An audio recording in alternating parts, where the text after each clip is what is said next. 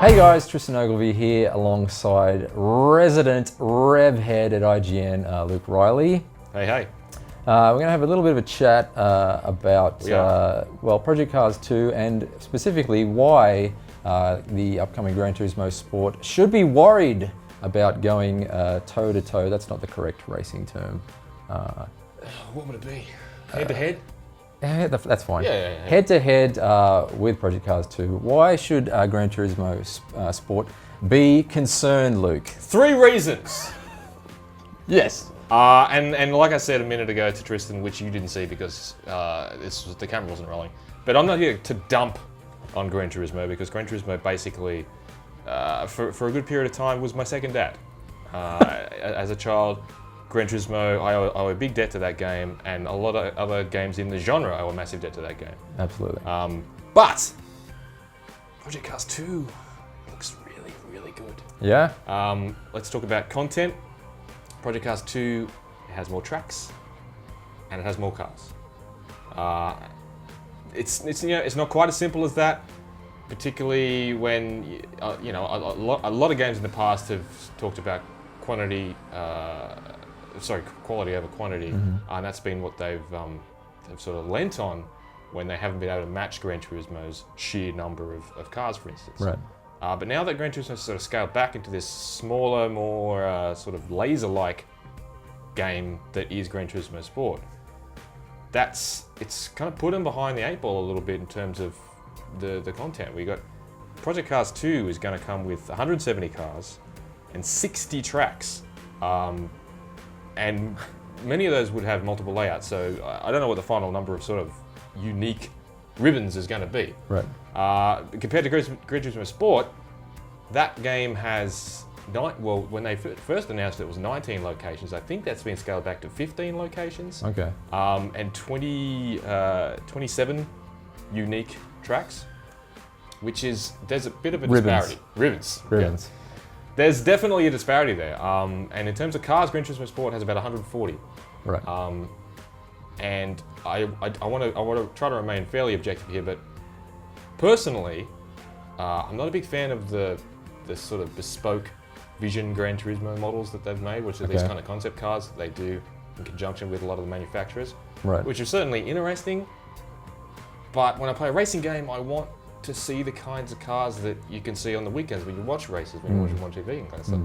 And those things, they don't exist. So all this kind of fantasy stuff, it loses me a bit. Okay.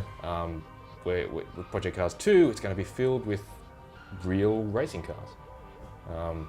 So that, I feel, is a bit of a weakness for Gran Turismo Sport in terms of content. So Project Cars 2 is winning the numbers game, and Yes. it's winning the more sort of realistic vehicles as opposed to the motor show prototypes of Gran Turismo. A little bit, yeah. What about the actual sort of dynamic weather systems and things like that? I'm glad you asked about that. Because, Thank you. Back on script. Because the stuff that Project Cars 2 is doing is really interesting. Where Gran Turismo Sport doesn't have dynamic time of day effects, or dynamic weather or that kind of stuff, although you can apparently set the time of day before the race begins. Okay. Project Cars 2, well, lots of games already have dynamic weather and time of day effects. Project Cars 2 ramps it up even more by introducing dynamic climate conditions and dynamic seasons. The seasons can change between races, basically. So you can mid-race? No, not. You can race the track in the summer. You can come back and race again in the winter. Right. That's aesthetically, It's different, but that changes a lot of other things in terms of like the temperature is different. So that affects it affects lots of things. It affects the engine, affects cooling. Wow. But the track itself changes. Just like remember how we had in Forza Motorsport 6 they introduced standing water, right? And that was a bit of a game changer with those tracks. It wasn't dynamic though. You had to choose the tracks that it was raining on. With Project Cars 2, water will pool as it rains, and then Puddles will form. flow down to lower locations where puddles will form. Wow. And not only that, debris and muck basically from off the track can get tossed onto the track when cars go off track. Wow. These tracks are basically it's a bit wanky, but these tracks are sort of living things, right? They're very changing, as opposed to sort of real static environments. So that's pretty exciting, and that really kind of trounces Gran Turismo Sport in that department. Yeah, well, I mean, Gran Turismo Sport would seem much more sterile by comparison. Yeah, and like I said, I'm not here to rain on Gran Turismo's parade. Hey. Gran Turismo sterile is a word that it's often bandied around, yeah. Sometimes by me, but also by other people. But thirdly, and I don't want to take away from what you were probably about to say. Just keep running with it.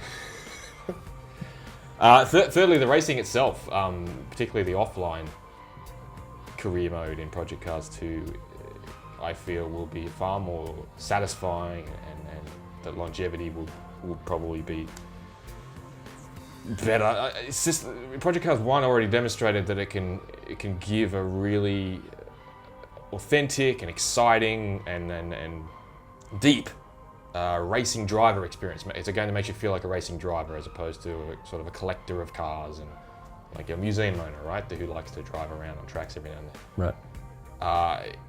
You had your engineer in your ear and things would go wrong in the pits, and it felt great. Project Cars 2 will obviously ramp that up.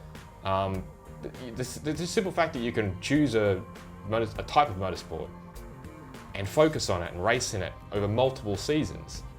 The single-player mode in Gran Turismo Sport, which we don't know a lot about, and there's a lot of things about that game we don't know a lot about yet. Mm-hmm.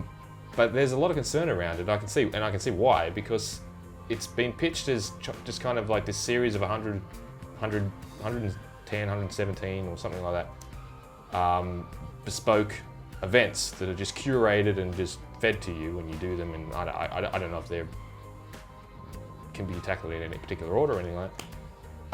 But yeah, it doesn't really sound like the kind of racing driver experience that you can get in something like Project Cars 2. I mean, online, I know Gran Turismo Sports focuses the esports angle and the online, mm-hmm. and it and Project Cars 2 are doing quite similar things with their racing license, sort of competitive racing license component that right. everyone sort of earns when they're online. Right. It's a thing that encourages good racecraft and positive driving and all that kind of stuff. But Project Cars 2 extends that with the ability to create custom online championships with all your friends and string together all these races in a row, and the game tracks all that progress. And so it all happens in the back end, and there are other tools like director tools where someone can just direct the race and just direct this feed of footage that people can watch and can consume later on, and put overlays on the screen and all that kind of stuff. Wow. Like I said, there's lots that we don't know about GT Sport, and the Slightly Mad guys have really put it all on the table in terms of what they're going to be doing with online with Project Cars 2. But again, it's just, I just feel like in terms of the overall package, you're going to get a lot more game. And I've played it, and it feels really, really good. The handling's come along a long, long way in terms of the feeling of grip and drifting, for instance. And the gamepad controls, which is the way most people play. I play with a wheel here at work, but the gamepad controls, it makes it feel like an entirely different game than the original. So certainly, if you were turned off by that, you really need to feel it with the gamepad. So it's definitely broadening its appeal this time. Certainly, I certainly think so. As opposed from the hardcore nuts like you. But I mean, it's multi-platform. It's a big console release. A lot of people say, Project Cars 2. Why you keep comparing it to the likes of Gran Turismo and Forza? It's more of an iRacing competitor, right. and there's hardcore PC sims. Like, well, yes, it is, but it's also a very it's a broad mainstream game. They're trying to capture the hearts and minds from the Forza and Gran Turismo crowd. So I think it's certainly a worthwhile discussion, and it's going to be really interesting to see how it pans out. Absolutely. Well, thank you very much, Luke. Project Cars 2 is on track for sometime late 2017. Yeah, thank you. Pun intended, I guess. Gran Turismo Sport, who knows? Yeah, it could be delayed again. It'll come out, I think, at some point. But for all things Project Cars 2 and Gran Turismo Sport, stay right here on IGN.